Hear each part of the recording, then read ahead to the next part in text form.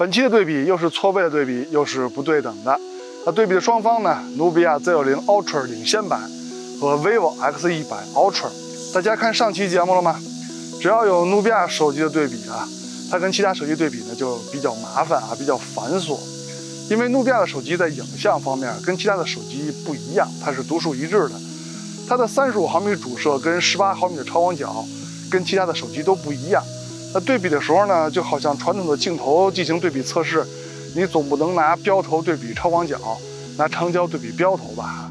努比亚在手机影像上的这种独特，它已经坚持了很多年了。而 vivo 在影像上的实力呢，对比很多手机都可以用凶残来形容，很多场景它的优势非常巨大。那本期的对比呢，就可以说是执着与凶残的对比了。欢迎收看 ZPH， 感谢您的点赞跟加关注，尤其是加关注，这是让我们这档节目不停更、继续更新下去的动力，所以就谢谢大家了。每期我都会拿着手机去瞎拍些照片，我拍的不好，抛砖引玉。我这么做的目的就是为了吸引您也能参与到摄影中来。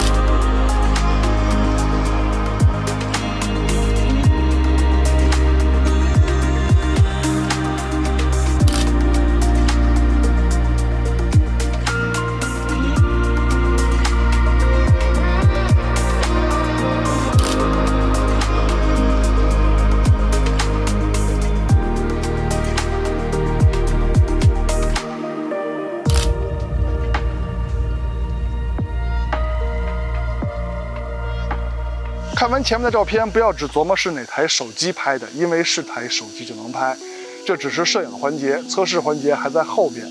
欢迎收看 ZPH， 别忘了点赞跟加关注支持我们哦。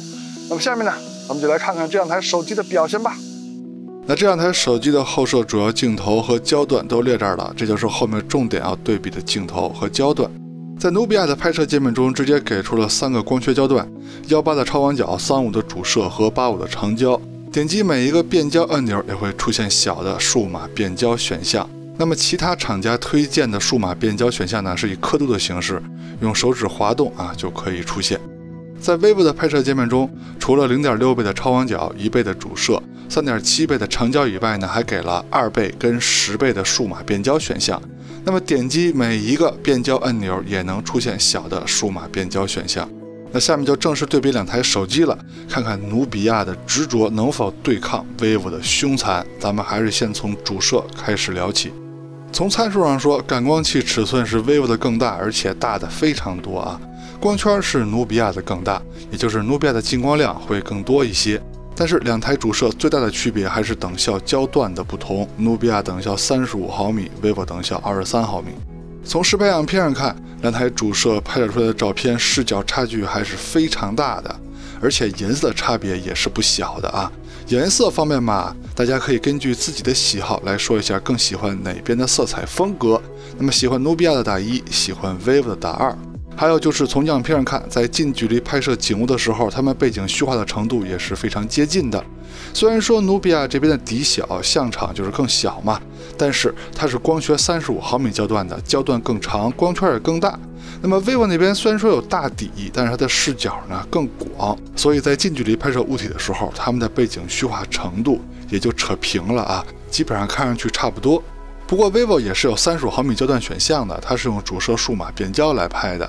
那这个时候两边的视角就没有什么差距了，颜色风格呢跟刚才也一样，背景虚化程度也是一样的。回回到主摄的正式测试上来，在默认状态下，颜色风格方面，努比亚这边更清新一些，就是更淡一些 ；vivo 那边更浓烈一些。当然，这些颜色风格呢，机身内部呢给了很多的颜色设置啊，拍完之后你也可以随便调，所以我们就不过多展开了。那么最重要的在解析力方面呢，这个也没有什么悬念啊。如果把物体放大到相同大小，肯定是努比亚的解析力更高，因为它是光学35毫米焦段的，相对于 vivo 来说呢是个小长焦，这么比呢对 vivo 不公平，所以还是放大到同样的比例来看啊，只能说他们在各自的焦段上呢解析力也就是光学素质做的都不错。再看一组主摄的对比，他们拍摄出来样片色彩还都是很好看的。那么中心解析力方面对比呢，还是如果放大到同样的大小呢，肯定是努比亚的更清晰。那还是得各比各的啊，放大到同样的比例。这个时候两边只能说是在各自的焦段下表现都不错。那有人说努比亚这边也有24焦段，你怎么不用24焦段比啊？但这不来了吗？但是努比亚的24焦段可就不是主摄拍的了，是超广角拍的，还是数码变焦。那这个时候肯定是 vivo 的主摄解析力更高喽。再看镜组的光学质量，也就是边角画质把控方面的表现啊，这一对比啊，就可以发现 vivo 主摄的镜组光学质量做的是非常不错的。首先努比亚那边35毫米焦段主摄的光学素质做得非常好，这点已经是共识了。那么 vivo 这边23焦段的主摄，它视角是很广的，而且它主摄的感光器是很大的，这些都是不利于把控边角画质的，但是它依然做的是非常不错的啊。当然了，这也得益于它的光圈比其他1英寸主摄的手机呢稍微小一些，而且也是固定光圈，没有可变光圈技术。但不管怎么说，从结果上来看呢，它做的确实很好。那么看另一个角的表现呢，也是如此。两台主摄都有5000万像素高清模式，不过努比亚那边的高清模式跟普通模式比呢，解析力也没有什么提升，而 vivo 这边的解析力确实提升了，所以现在在解析力方面，两边看起来差不多了。不过呢 vivo 那边还有一个比普通高清模式更高清的 AI 高清模式，那这个时候呢，在解析力方面就是 vivo 的表现更好了。再看超广角的表现，努比亚的这颗超广角前面大家已经看到它的表现了，它的底很大，而且还有光学防抖，它的夜景的表现呢非常出色，可以说是一颗全天候的超广角。那 vivo 那边的超广角感光器尺寸也不小，而且它的视角比努比亚的更宽广，达到了等效14毫米。从超广角样片上看呢，第一眼的差距还是视角的差距啊，视角的差距非常大。那 vivo 那边的视角更广，它白天的时候可以拍摄出视角更为震撼的超广角照片。那中心解析力方面嘛，还是那个问题，如果把景物放大到同样大小，肯定是努比亚这边的解析力更高，因为它的视角更窄嘛，它的景物拍得更大。那如果把照片放大到同样的比例看呢，好像还是努比亚的解析力更高更好一些啊。再看一组超广角的样片吧，这回主要看颜色风格的差别啊，还是努比亚这边在默认设置下颜色更淡雅一些， vivo 那边更浓烈一些，你们更喜欢哪一边的色彩风格呢？那么中心解析力方面嘛，这种视角差距过大的对比啊，就是很麻烦啊，咱就各看各的吧，就说两边的光学素质在各自的焦段下做的都不错。那镜组的光学质量，也就是边角画质把控方面呢，又回到了努比亚的强项上来了。虽然说努比亚超广角视角不是很宽广，但是它的底很大，这也是不利于把控边角画质的。但是从边角画质开始下降的范围到最终的结果呢，努比亚这边做的确实是非常不错。那 vivo 那边呢，就是正常的超广角的边角画质把控的样本了，做的也还行啊。两边的超广角都有5000万像素高清模式。那么在解析力方面呢，还是努比亚的表现更好一点啊。再说微距拍摄，两台手机都有自己的微距模式，但是呢，努比亚的微距呢是用超广角来拍摄微距，拍完之后呢，再数码裁切、数码放大一下。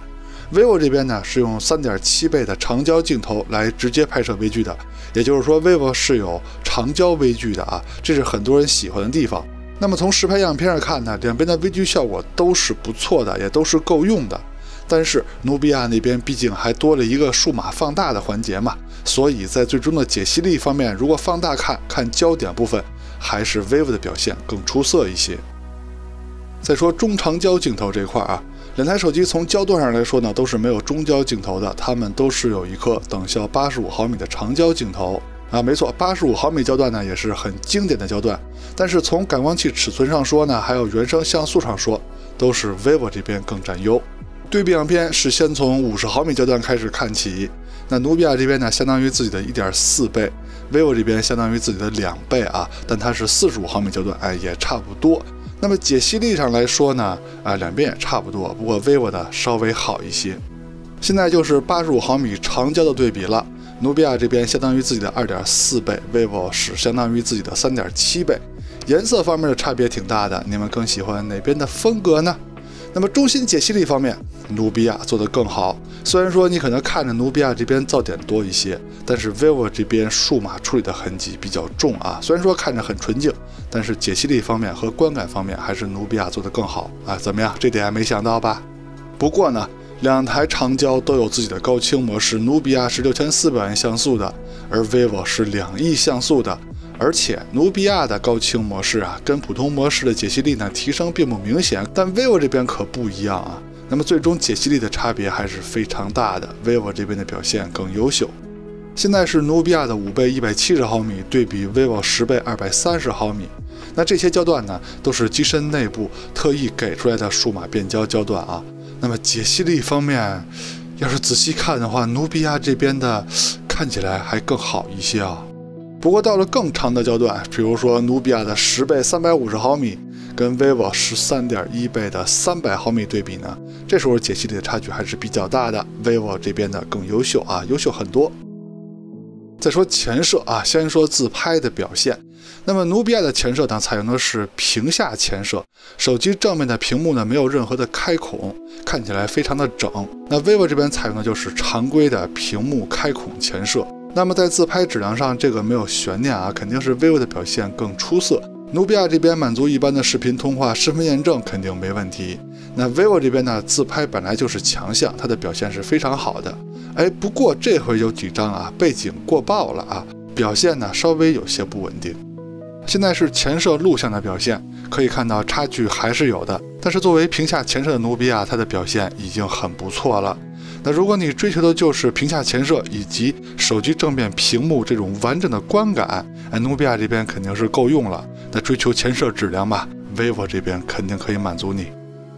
再看人像的对比，用的就是手机人像模式的默认设置那么第一个场景呢，用的是35的焦段，可以看到两边的表现都不错。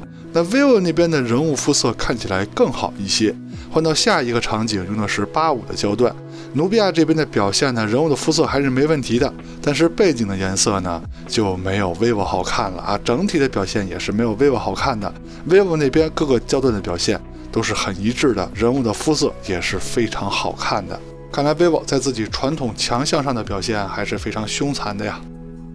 再说直出扩张度的表现，那么这两台手机无论是主摄还是超广角，在这个环节的表现呢，都可以用高手来形容。那么直出扩张度看的是什么呢？在往期节目中呢，我已经说过了。比如说亮部要亮得上去，而且还要看树枝与天空的分界是否自然，天空中云层的细节是否丰富。暗部呢，看是否能暗得下来，而且在暗得下来的同时呢，还能保留细节，也不要偏色也不要发虚。那么这两台手机无论是主摄还是超广角，在很多场景下的表现都是非常不错的。但是努比亚的表现在某些场景还是要超过 vivo 的比如说这个场景，天空中的云层的表现就是努比亚的表现更好。那么换了一个场景呢，暗部的表现也是努比亚更好。首先它能暗得下来，暗下来的同时还能保留细节。那 vivo 那边的暗部呢，其实做的已经也非常好看了不过回看刚才那张天空的表现呢，差距确实大了一些vivo 的表现要再稳定一些就好了。再说夜景的表现，两台手机都可以做到夜景直出，快门随按随有这点非常好。第一个场景的表现，两台手机无论是主摄还是超广角，它们的亮部跟暗部细节呈现呢都没有问题。第二个场景，他们拍摄出来的照片也是主摄跟超广角都非常好看。再换一个有难度的场景，他们的主摄跟超广角在亮部跟暗部细节呈现方面也都是很不错的。就算到了这个大家都知道的高难度场景，两台手机的表现同样出色那么这点呢，努比亚做的还是不错的，因为这个场景能拍好确实不容易。现在是50毫米焦段的表现，它们都是主摄的数码变焦，两边的效果都没问题。现在是85长焦的表现，它们都是光学焦段了。先说亮部的表现 ，vivo 看起来更好一些，但是它把亮部压得也有点狠。暗部的细节呈现呢是 vivo 的更好，毕竟它的光圈更大嘛。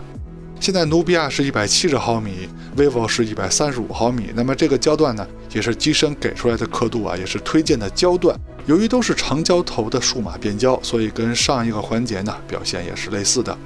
昏暗的城市环境，这条小路上主摄的表现两边都不错，细节呈现都很充分。超广角的表现没有悬念啊，是努比亚的细节呈现更清晰。到了夜景环节呢，努比亚的超广角就要发挥威力了。不过呢，85长焦的夜景表现还是 vivo 的更优秀，毕竟它的底更大，光圈也更大。从昏暗的场景开始就要打开夜景模式了。那么祖传神树场景主摄的表现，细节呈现方面两边差不多，但是超广角的表现，细节呈现就是努比亚的更好了。健身器场景是非常极限的场景，从照片的观感上来说 ，vivo 看起来更亮，但是细节呈现，努比亚可一点不虚 vivo 啊，这点我之前没有想到。vivo 主摄的夜景表现相对于其他手机来说是非常凶残的，它从来就没有输过。努比亚主摄的底可比 vivo 小太多了，它居然有如此的表现。哎，你们想起来当年努比亚的口号了吗？超越1英寸。那这个场景超广角的表现就没有悬念了啊，细节呈现肯定是努比亚的强，而且曝光时间呢，努比亚就3秒以内吧，2秒多 ，vivo 可要8秒啊。树林小路的场景，主摄努比亚的表现依旧不虚 vivo 的主摄啊。虽然说颜色方面你可以说 vivo 那边更好看啊，这点不抬杠，但是最重要的是细节呈现，努比亚做得非常优秀啊。那么超广角的表现呢，依旧没有悬念。努比亚这颗超广角呢，就是主摄级的超广角，比其他手机夜景的表现在细节呈现方面就是有优势。最极限的祖传神树 Pro 场景，努比亚主摄的表现，我还是非常吃惊的，它居然能拍出这么多的暗部细节。我回想了一下拍摄环境，当时刚下完小毛毛雨，空气中的水分可能比较多啊，漫反射比较丰富，所以努比亚的表现呢比往期更强啊，它能拍出如此丰富的暗部细节呈现，跟 vivo 比是一点不虚，还真对得起它那超越1英寸的口号。再看录像的表现，用的是手机的默认设置，就是最接近社交软件录制的效果。现在是主摄白天手持走路的表现，没有架子，没有稳定器，两边的颜色、防抖、清晰度都是非常不错的。现在是超广角的录像表现，两边看起来同样是非常优秀的啊。可能觉得努比亚拍摄的更清晰吧，但这可能是焦段的原因，毕竟努比亚的视角更窄嘛。现在努比亚是1.4倍。vivo 是2倍，都是50毫米焦段左右啊，它们的表现同样是非常优秀的。现在是85长焦的表现，清晰度方面、防抖方面两边都不错，但是在高光细节方面，我感觉努比亚做得更好啊。但是在超长焦录像方面，现在努比亚10倍 ，vivo 是20倍，这都是厂家直接给出来的数码变焦焦段啊。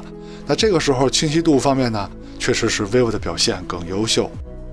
现在是主摄夜晚的录像表现 ，vivo 那边暗部细节呈现更多，但是清晰度是努比亚这边的更高。现在是超广角的表现，虽然说努比亚那边看着也不亮啊，但是仔细看暗部细节呈现、清晰度全都是努比亚的表现更好啊，这点其实也没有什么悬念。但是晚上85长焦镜头的录像表现呢，就是 vivo 的更好了。那毕竟 vivo 的底更大，光圈也更大嘛，这点也是没有悬念的。那到了更长的焦段，比如说长焦的数码变焦焦段，5倍啊、8倍啊、10倍啊，那这些也都是没有悬念的。那毕竟都是长焦镜头拍的嘛。刚才 vivo 好，那现在也是 vivo 的好。OK， 到了最后一个环节了，就是大家说一下你们更喜欢哪台手机的外观，哪台手机的工业设计吧。因为两台手机上市有段时间了，是吧？它们的造型大家也都比较了解了，各位直接说一下你们的想法吧。那硬件方面呢，也没有什么可说的，这也不是我们节目的重点，咱们就赶紧的麻利的结束这期节目吧。OK， 到结尾了，看完前面内容，希望在选择方面为您提供了帮助，也希望您能喜欢我们的节目，别忘了点赞加关注支持我们，我们下期节目再见，拜拜。